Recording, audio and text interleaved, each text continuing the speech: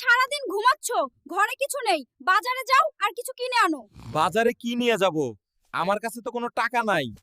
যাই দেখি কোনো কাজ পাই নাকি।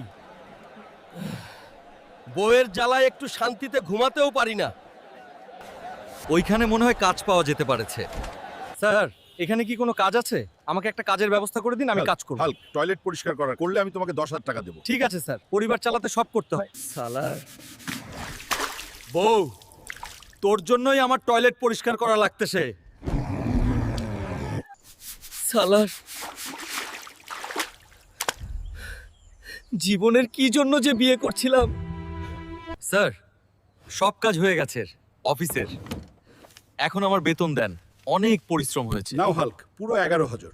আরে বাহ, আজকের দিনটা খুব ভালো ছিল। বাজার থেকে সব জিনিস কিনে এলাম এবং এখন 5 দিনের ছুটি। আমার এই রকম ভিডিও প্রতিদিন দেখতে চাইলে আমার চ্যানেলটা সাবস্ক্রাইব করো।